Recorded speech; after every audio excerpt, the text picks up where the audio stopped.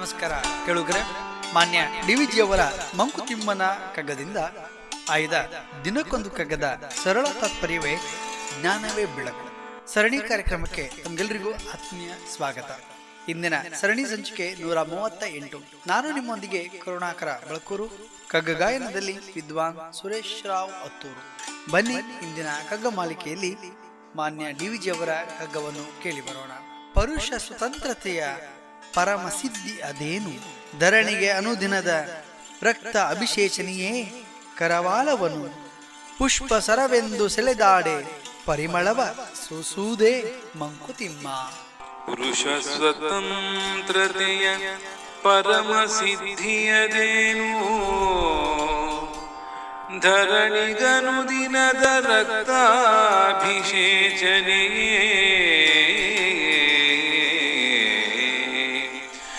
ಕರವಾಲವನು ಪುಷ್ಪ ಸರವೆಂದು ಸೆಳೆದಾಡೆ, ಪರಿಮಳವ ಸೂಸುವುದೇ ಮಂಕುತಿಮ್ಮ. ಕರವಾಲವನು ಪುಷ್ಪ ಸರವೆಂದು ಸೆಳೆದಾಡೆ, ಪರಿಮಳವ ಸೂಸುವುದೇ ಮಂಕುತಿಮ್ಮ, ಮಂಕುತಿಮ್ಮ.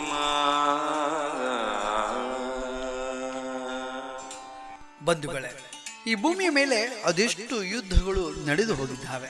ಹಾಗಾಗಿ ಮಾನ್ಯ ಗುಂಡಪ್ಪನವರು ಈ ಕಗ್ಗದಲ್ಲಿ ಸ್ವಾತಂತ್ರ್ಯಕ್ಕಾಗಿ ಭೂಮಿಯ ಮೇಲೆ ರಕ್ತದ ಅಭಿಷೇಕವೇ ಹರಿದು ಹೋಗಿದೆ.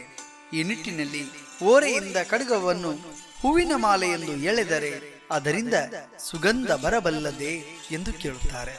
ಸ್ವಾತಂತ್ರ್ಯ ಸಿಕ್ಕಿರುವ ಸ್ವತಂತ್ರವಾದ ದೇಶದಲ್ಲಿ ಸ್ವಚ್ಛಂದವಾಗಿ ನಾವೆಲ್ಲರೂ ಕೂಡ ವಿಹರಿಸ್ತಾ ಇದ್ದೇವೆ. ಬ್ರಿಟಿಷ್ ಕಾಲದ ಆಳ್ವಿಕೆಯ ಆ ದಿನಗಳನ್ನು ನೆನಪಿಸಿಕೊಂಡರೆ ಕಹಿ ಕ್ಷಣಗಳನ್ನು ಮರೆಯಲು ಖಂಡಿತವಾಗಿಯೂ ಸಾಧ್ಯವಿಲ್ಲ.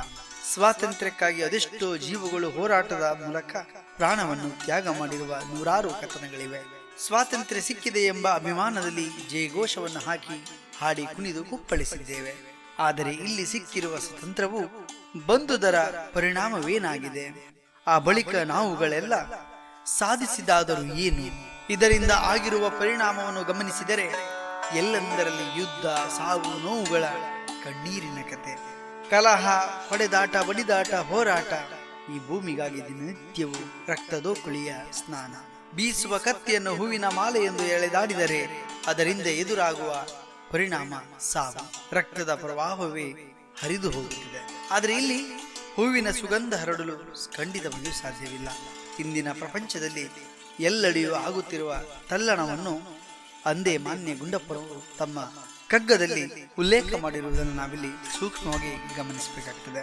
ಯುದ್ಧದಿಂದ ದ್ವೇಷ ಕೆರಳುತ್ತದೆ, ಪ್ರೀತಿಯಿಂದ ಮಾತ್ರವೇ ಶಾಂತಿಯ ಹೂವನ್ನ ಅರಳಿಸಲು ಸಾಧ್ಯ. ವಾಸ್ತವ ಪ್ರಪಂಚದಲ್ಲಿ ದ್ವೇಷವನ್ನ ಮರೆತು ಸ್ವಾರ್ಥರಹಿತವಾಗಿ ದೇಶದ ಏಳ್ಗೆಗಾಗಿ ನಾವೆಲ್ಲರೂ ದುಡಿಯೋಣ. ಸಮಾಜದ ಒಳಗೆ ಸಹಬಾಳ್ವೆಯ, ಶಾಂತಿಯ, ಪ್ರೀತಿ ವಿಶ್ವಾಸವನ್ನು ತುಂಬಿ ನಂಬಿಕೆಯ ಸಮಾಜವನ್ನ ಕಟ್ಟೋಣ. ನಮ್ಮ ಆರೋಗ್ಯದ ಬಗ್ಗೆ ಕಾಳಜಿಯನ್ನ ವಹಿಸೋಣ. ತಪ್ಪದೆ ಮಾಸ್ಕ್ ಅನ್ನು ಧರಿಸೋಣ. ನಾಳೆ ಇನ್ನೊಂದು ಕಗ್ಗದೊಂದಿಗೆ ನಾವು ಬರುತ್ತೇವೆ. ಅಲ್ಲಿಯವರೆಗೆ ನಮಸ್ಕಾರ, ಶುಭ ದಿನ.